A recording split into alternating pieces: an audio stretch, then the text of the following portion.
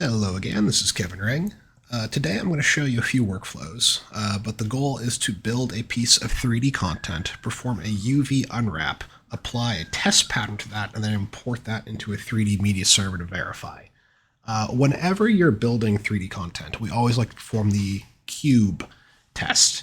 What we do is we basically build a 1 meter by 1 meter by 1 meter cube, and we transfer that in and verify that everything's lining up conversion-wise.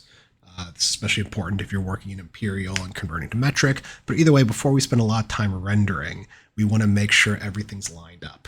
But what we're going to do, though, is we're going to build an object, UV map, and a little bit of content as a test pattern that we can put into a software. I'll use Pixera for this one. So I'm going to create a new general project. And yes, Blender does give you a cube by default, but that's no fun. So we're going to select and hit the delete key on our keyboard to delete this. To add a new object, we can do it two ways. There's an add button in the upper left-hand corner, or we can do Shift A as the hotkey. And I'm going to add a new mesh. I'm going to add a cube. If I hit the N is a Nancy key, this opens up the transform editor. And I'm going to change the dimensions to be 1 meter by 1 meter by 1 meter. Cool. And N will close that. So by default, Blender does give you a UV unwrap of the object. However, it's not always the best, and as a content creator, you always want to normalize the UVs to expand the content creation zone.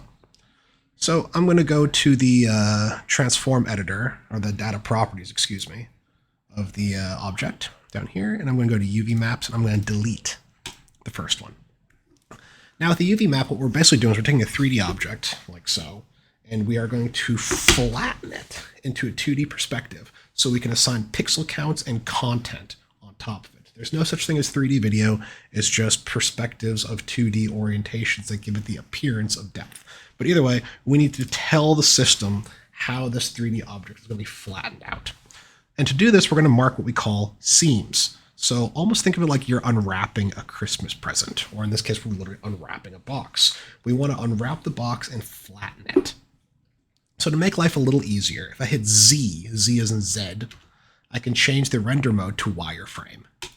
That gets rid of the faces. And then here at the top of the page, well, first let's go now into edit mode. We can do this up in the upper left-hand corner, or we can hit the tab key. In edit mode, I want to select edge select. So now only going to select edges of this 3D object. Holding the shift key, I can now select the vertices or the edges I need to select. 1, 2, 3, 4, 5, 6, 7. Because what I'm doing now is I'm using this here as the bounding area, and I'm going to unwrap these ones around it and flatten it out. If I open up the UV editing tab, I can see the UV map next to it. And now what I'm going to do is I'm going to right click my box, and I'm going to hit mark seam. That says marked my seams now for me. So here are my seams marked.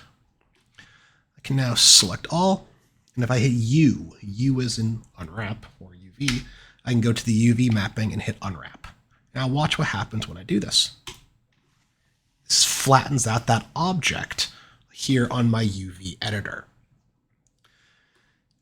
Now the UV editor does not know how big you want it to be. It just gives you a random resolution, 1024, 1024. But we see that the UV here is not optimized to fill the UV space. Apparently it's got an Amazon package.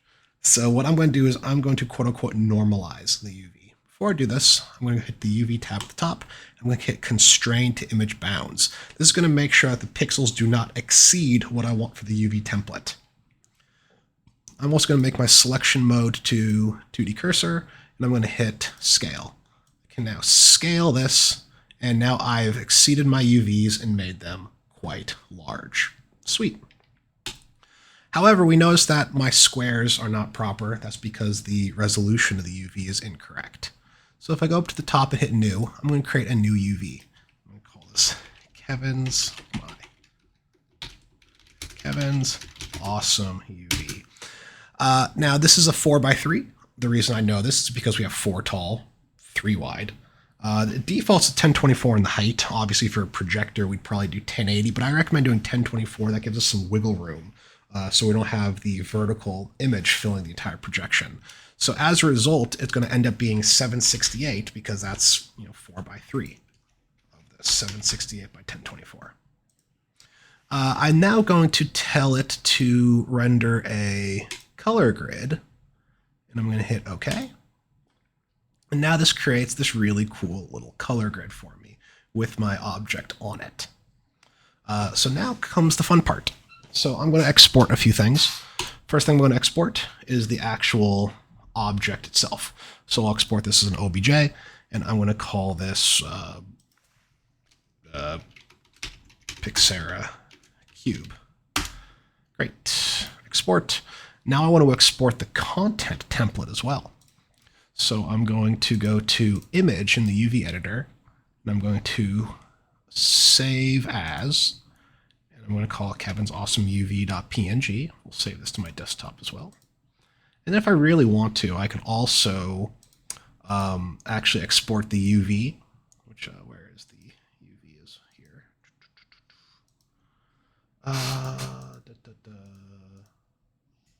Where'd it go? Where'd you go? Here it is. And now I can actually export the UV layout as well. Before this, I want to set the UVs. I'll change the capacity to 5. Otherwise, it'll just be transparent. We won't see anything. Desktop, save. Great. Now I'm going to open up Pixera, and I'm going to see if this works. So in Pixera, as we know, we go to custom to add our own screen. I'll hit the plus icon in the lower left-hand corner.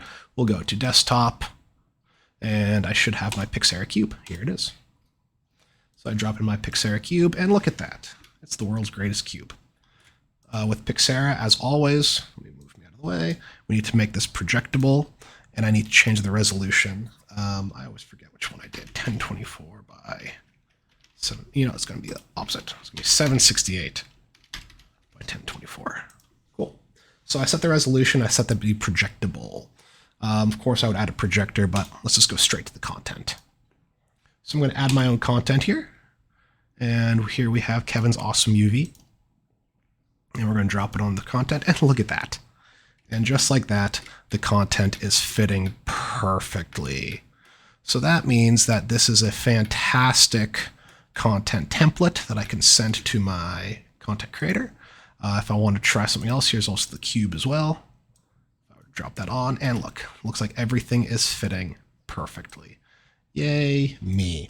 So now that we've verified the scale, the UV map, honestly, as a projectionist, this is great. I could use this to start projecting onto the object at this point, and I'll be a happy guy. Great. Well, as always, thank you for watching my quick little tutorial video. Please, please, please smash that like button, hit subscribe, or whatever it is that the kids say. And happying.